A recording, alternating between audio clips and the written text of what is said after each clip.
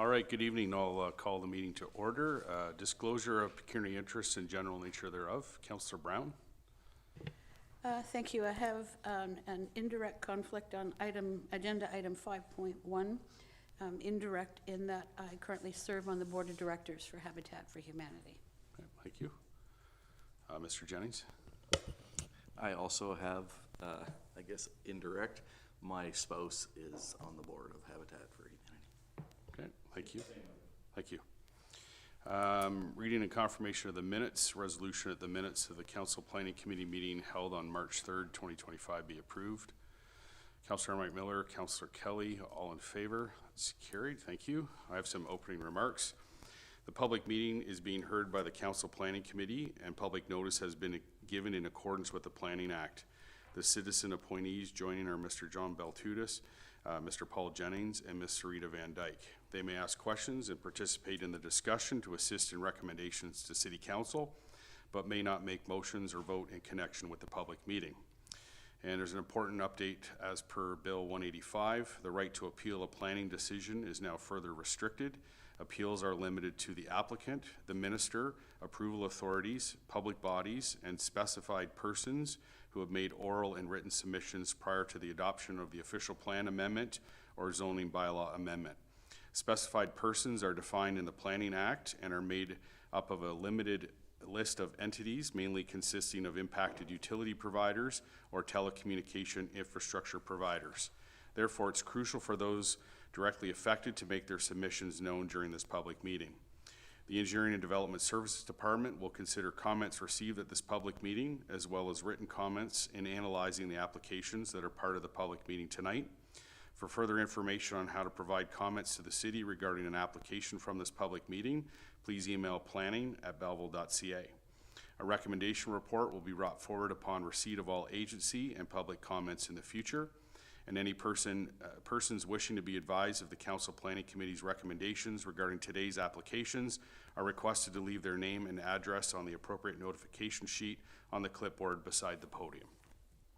So moving on to our public meeting, 5.1, notice of complete applications for proposed, Councillor Brown and Mr. Jennings. Notice of complete applications for proposed draft plan of subdivision and for proposed amendment to zoning bylaw number 2024-100 as amended, 93 Dundas Street East, Belleville, Ontario. Owner is City of Belleville, applicant agent is City of Belleville, and the file number is PLZBA 2025-0047. If staff could present the application, please. Thank you, Chair. The subject property, located at 93 Dundas Street East, the former site of the City of Belleville Police Station. Habitat for Humanity Canada, Prince Edward Hastings intends to acquire the land from the city for the development of a multi-unit residential building and a daycare center, subject to the rezoning of the property. The proposal is to develop the property with a multi-unit dwelling containing 66 units and a daycare center. The city's official plan designates the site as part of the city center within the Eastgate district, which encourages higher density residential infill development. The property is currently zoned as Regional Commercial C3 zone under zoning bylaw 2024-100. This application proposes to rezone the property to a site-specific residential type 3 zone to facilitate the proposed residential development. The special provision of the R3 zone is proposed to permit the daycare center as a main use on the property. A future site plan application will be required for the proposed development. During this stage, all necessary documentation and reports will be reviewed by staff prior to an approval. At this time, staff have received comments from one member of the public regarding the proposal, which will be addressed in a future staff report. Back to you, Chair. Thank you. Thank you.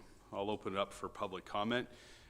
If you'd like to speak on the application, if you could come forward, activate the microphone so it's red so that we can hear you, and state your name. So if anyone would like to speak to the application, please. Hello. Okay. Well, I want to begin by saying, if you could just state your name. Yeah. I'm Alexander Bridget. I live at 364 Victoria Avenue. And yeah, so I want to begin by saying that I fully support the intent behind this proposal, but not the execution of it. Increasing Belleville's housing supply, especially in central already serviced locations, is absolutely the right direction. But like many others who care deeply about this city's future, I believe we have to go beyond just supporting housing in general. We need to think carefully about how we design and use our limited urban land, especially when it's publicly owned. With that in mind, I'd like to raise 4 points, or however long, okay. First, I believe the site presents an ideal opportunity to implement a bold and structured model of graduated housing. Specifically, I desire a system in which residents begin their tenancy in a geared-to-income unit, but rather than remaining in that status indefinitely, they transition through clearly defined stages over time.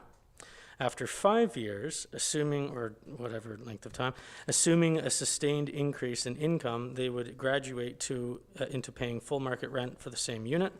After another 5 or so years, they would have the opportunity to purchase that very unit outright, using a portion of their rent towards a down payment. But there's various ways one could do such a thing, I guess. Finally, when that time comes for them to move on, they would sell the unit back to the city or the building's partner organization at a predetermined formula, returning it into the affordability stream for the next family in need. This model instills long-term stability, promotes personal responsibility, and fosters a sense of ownership and community pride. When they know that they will eventually own their unit, they will keep better care of it. But most importantly, it treats affordable housing not as a permanent dependency, but as a pathway, one that leads people toward independence from government help and equity building, and eventually genuine home ownership elsewhere in the city. That's the kind of housing model I believe Belleville can pioneer, and this site, with the right vision, is the right place to begin. Second, the scale of the proposed building seems surprisingly modest. A 5-story, 66-unit apartment building represents, in my view, an underutilization of a prominent 0.95 hectare site within the city center designation. As I've noticed previously, there are, which I'm the one lone member of the public that made the public comment, but anyway, as I've noticed previously, there are multiple apartment buildings elsewhere in Belleville on the same side of town that rises to 9, 10, or 11 stories. If infrastructure capacity is the limiting factor, then perhaps now is the time to consider making the necessary investments. If the challenge lies in the cost of building higher, then I would respectfully suggest that this is precisely the kind of civic project where I, as a taxpayer, would support public investment. Once lower density development is approved on public land, the opportunity for meaningful intensification is effectively lost for the foreseeable future. Thirdly, I would encourage a more comprehensive, phased vision for the site as a whole. Right now, the development feels somewhat piecemeal. The northeast corner is being redeveloped, or just one side of it. The southwest corner is being held in a kind of semi-static state, and there's no indication as to whether the middle portion of the site has long-term flexibility built in, aside from a lackluster parking lot. The city has an incredible opportunity here.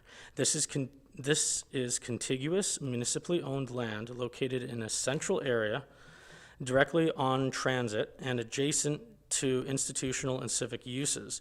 That kind of site is rare and deserves a master planned approach. I'm not suggesting everything needs to be built at once, but I do believe the site should be planned as a whole so that infrastructure, parking, driveways, servicing green spaces are aligned for long-term intensification and design quality. Fourth, I want to comment on the proposed reuse of the former Children's Safety Village and its building. While I now understand that it's being repurposed as a daycare, I would respectfully suggest this may not be the best ultimate use of that portion of the site. The existing CSV building is tucked away on a short dead-end street, virtually invisible from Dundas Street and adjacent to the railway. It is not a naturally community focal point, and its existing layout with the building and track around it does not lend itself to long-term urban efficiency. Instead, this corner of the site could support a second mid-rise mixed-use building with ample space for a daycare and other community functions integrated into the ground floor. By terraforming and thoughtfully reconfiguring the entire property, the site can become more navigable and better aligned with long-term urban goals. This approach would achieve the same community programming outcome while also adding housing, supporting walkability, and enhancing the tax base. That kind of integrated thinking aligns with the intensification principles that, in my view, should define a true city center. In closing, I want to reaffirm my support for the intent behind this project, but supporting the goal of housing does not mean we should settle for the bare minimum in its delivery. The future residents of this development, whether supported by Habitat for Humanity or paying market rent, deserve housing that is not only affordable, but also well-designed, well-located, and part of a vibrant, complete community. This site has the potential to serve as a model for thoughtful urban development in Belleville, one that reflects the ambition, care, and vision this city is capable of. Thank you for your time this evening, and I guess if anyone has questions, I don't know. Thank you, Mr. Bridget. Any questions from committee members? No? Okay, thank you very much. Thank you. Anyone else wishing to speak to the application? You come forward and state your name, and the floor is yours. I'm Rebecca. I reside on South George. I like what is being presented. I think it's a good development for the space. We all know it's kind of been a problem since the police left there, and I think the design is suiting for the neighborhood. I would like to make sure that there is consideration for lights. We already have a problem coming off of South George, and with the parking lot going on the South George side and not the John side, we frequently have to look into Dairy Queen's windows to see lights coming to know if we can get off the street or not. So I would just like to point out that that would be important consideration just for the safety. You're putting in that many units, public safety. Okay, thank you. Any questions from committee members? No? Okay, thank you very much. Anyone else wishing to speak? Just activate the microphone and state your name, please. Thank you and good evening. My name is Brian Davies. I live at 148 George Street. As far as the development as proposed, I'm very supportive of that. I think it's very sympathetic to the general neighborhood. It is a residential area. Building up is not always the answer. It is not always what makes it feel like a home, and that's really what Habitat for Humanity is trying to create, are homes. Speaking to the previous comment on the lights, that is really why I came here tonight, is crossing that street many times. I'll speak to my age a bit, but it's a bit like playing Frogger, that you have to try to avoid the cars, particularly when you're coming north. You have to look into Dairy Queen, into that window and try to see. But the other part of the problem is at certain times of the day with the sun being to the west, you can't see, so it is a bit of a hazard.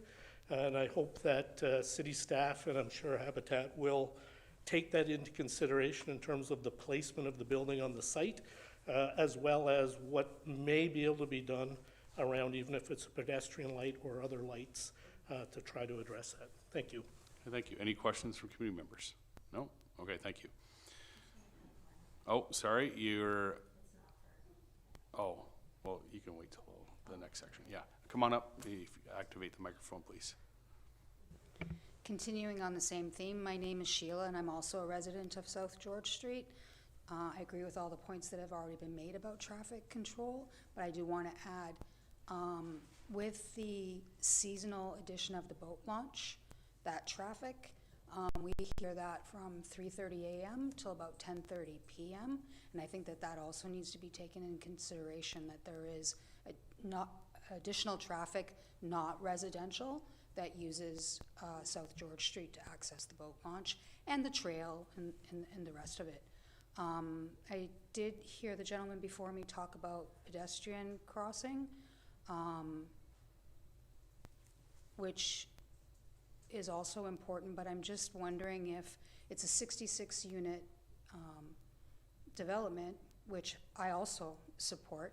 I'm aware that we need affordable housing. But out of 66 units, are we thinking that they're all one-car families? Because generally, that's not true. So it's not going to be 66 vehicles. It could be potentially 120 more vehicles. So there's the parking control and all of the rest of that goes along with it. Okay. Thank you. Any questions from committee members? No? Okay, thank you very much. Anyone else wishing to speak to the application? Second time.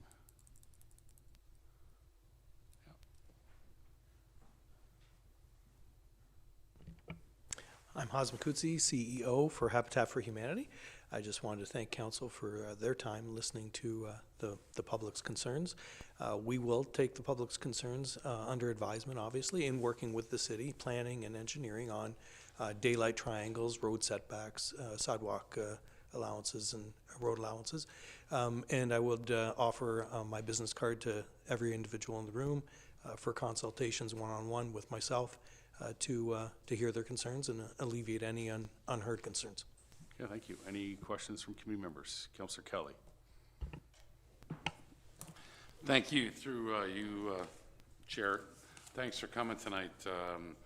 So we know the number of rooms or homes is 66, and the talk of the daycare has been bounced around tonight.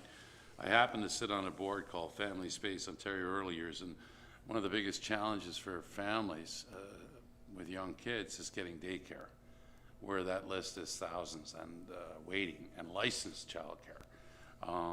And the $10 a day model for daycare will be hopefully for Hastings County and the province completed by the end of this year. That's the goal. There's still some hiccups there. How many children do you see the daycare having on its roster, if you will? Because families can afford to stay home sometimes after a year of maternity or parental leave, 2 jobs or 1 job to make ends meet. It's tough out there. So how many kids would be at the daycare? We, excuse me, through the chair, Councillor Kelly, what we envision is a refurbished building that would accommodate a daycare. Right now, it's configured for a children's safety village, which is classrooms, I think some offices. We need to have the building plans evaluated to determine how many we could offer. We still haven't got possession of the land yet legally, so we didn't want to go too deep into there until we were assured that our investment in time and money would materialize into the daycare. I will say we've had conversations and agreements in principle with the YMCA to help with the day-to-day operations of the daycare. And I think it is a brilliant move to have a daycare, whether within the building itself or repurposing the existing structure. I think the existing structure is strong and relatively young. Why tear down a building that can be repurposed? Because part of our mandate is recycling, right? Sustainability. And so we're fairly confident that that building can be repurposed and give families that live right there the ability to drop their kids off within a minute's walk, pick up their kids within a minute's walk at the end of the day instead of having to travel, additional time, and that just increases their quality time with their family at the end of the day. And we just need to see what the floor plans, the building plan looks like to see how we can repurpose that building. Okay. Mr. Beltus. If I may. Thank you for this. This is a great idea. I really do like it. Has the building design been started? Has anybody started designing the building? And the reason I'm asking this question is they could design it in such a way that they could add on top of it if the structure below and the incoming services are designed for additional 4 stories later down the road if it proves the right way to go.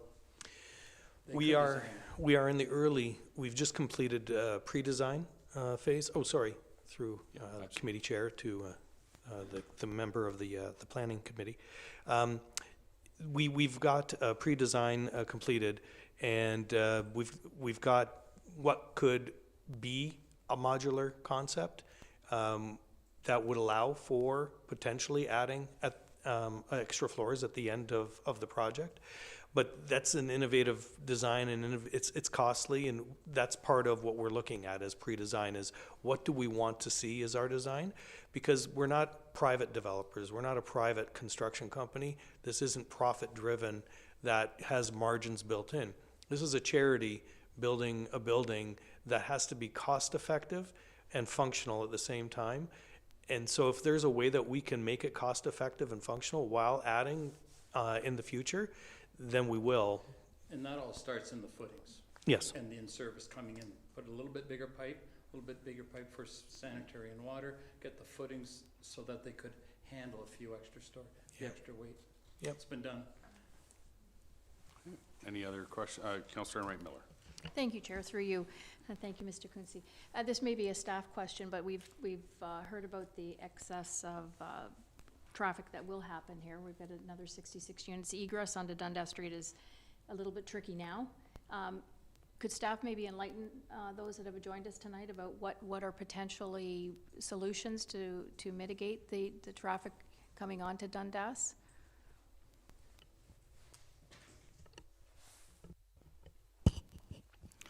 Through you, Mr. Chair. Yeah, so from the pre-consultation meeting we had with HASM and Habitat, we asked for a transportation impact study as part of a deliverable for site plan. We haven't received that yet. You know, that's something that we'll talk to HASM, and we can look at potential options to address some of these concerns from the public. Any more questions? Councillor Sue. My question was answered, same question Councillor Kelly asked. I just wanted to say thank you so much for you to being here and answer all our questions. Thank you again. Thank you, Mr. Chair. Thank you. Thank you. Anyone else wishing to speak to the application? Second time? Third time? Okay. I have a resolution that the City of Belleville draft plan of subdivision and zoning amendment application number PLZBA 2025-0047 be referred to the regular Planning Advisory Committee meeting for consideration. Moved by Councillor Enright Miller, seconded by Councillor Kelly. All in favor? That's carried. Thank you. Motion to adjourn this portion of the meeting. Councillor Sue, Councillor Enright Miller, all in favor? That's carried. Thank you. We'll just get Councillor Brown and Mr. Jennings back in for the next portion.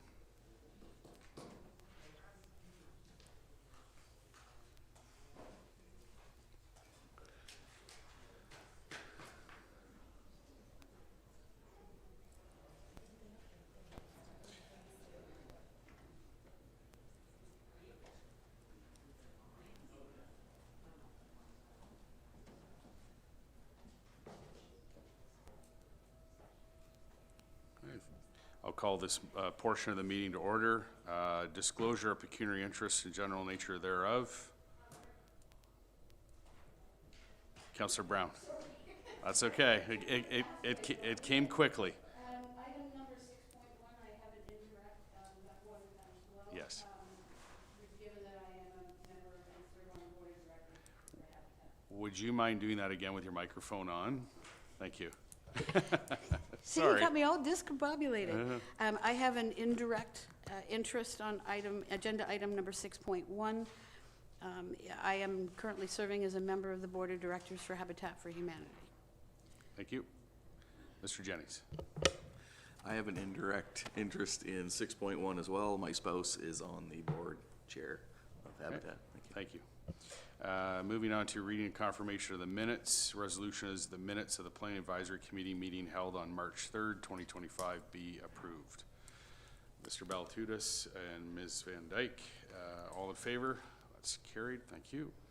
No deputations. Correspondence, resolution that all correspondence received by the Clerks Office in relation to the agenda applications be received as information by the Planning Advisory Committee. Moved by Councillor Brown, second by Councillor Kelly. All in favor? That's carried. Thank you. Referrals from the public meeting. 6.1, notice of complete application and introductory public meeting for proposed zoning bylaw amendment bylaw 2024-100, 93 Dundas Street East, City of Belleville. Owner is City of Belleville. File number is APS-2025-13. Resolution reads that report number APS-2025-13 dated March 17th, 2025 regarding notice of complete application and introductory public meeting for proposed zoning bylaw amendment bylaw 2024-100, 93 Dundas Street East, City of Belleville be received as information, and that staff report back at such time as input from the public, commenting agencies and municipal departments has been received, assessed, and addressed to the satisfaction of the Engineering and Development Services Department. Moved by Councillor Kelly, seconded by Mr. Baltutis. Any comment or questions? Ms. Van Dyke. Through you, Mr. Chair. It was just in regards to the traffic concerns for the staff. Have these concerns been brought up before, and how were they addressed?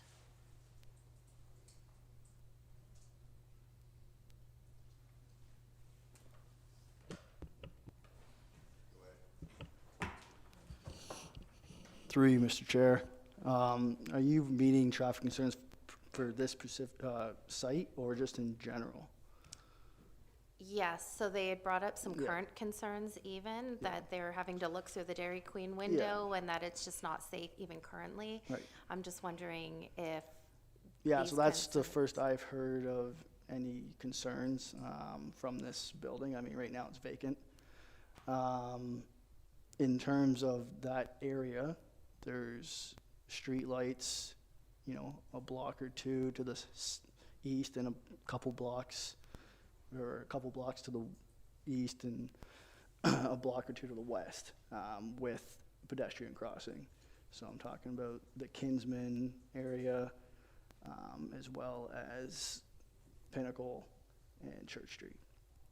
So is there an opportunity to put another pedestrian crossing at this location? Perhaps. Is it warranted? That needs to be looked at from an engineering perspective. It is in close proximity. In terms of number of vehicles, I guess until that site plan is actually finalized and submitted, we don't actually know how many units they're going to build. For a development of this nature, we actually tend to find that they have less vehicles than what you would think. I know the member of public stated twice, like 2 times the amount. Generally, we don't see that for these types of developments. So once we receive their transportation study, we can assess the information from that and look at opportunities to create a better pedestrian safety for that general area. Through you, Mr. Chair, is it?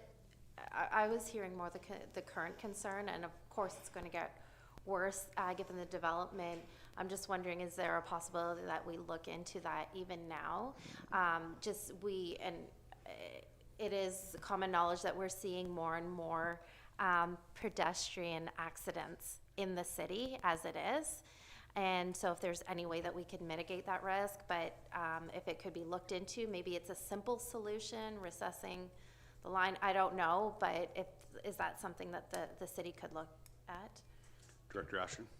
Through the chair. So actually the chair of the Planning Advisory Committee is also the chair of the Transportation Committee. No, just a member. No, a member, sorry, that's right. Yeah. So we'll, we can refer it to the Transportation Committee, but we'll also, as staff, look at it. It is a bit of an operational matter at this point in time, but we would also look at seeing what improvements we could bring forward, perhaps as a capital project for the street, but that would be separate from this process as well, Right. if warranted.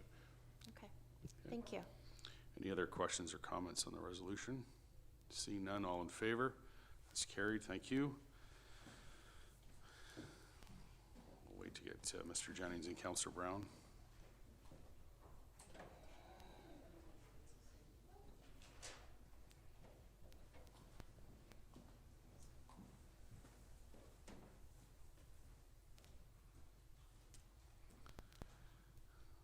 on to reports. 7.1, staff recommendation report for proposed zoning bylaw amendment, bylaw 2024-100, 953 Airport Parkway, City of Belleville.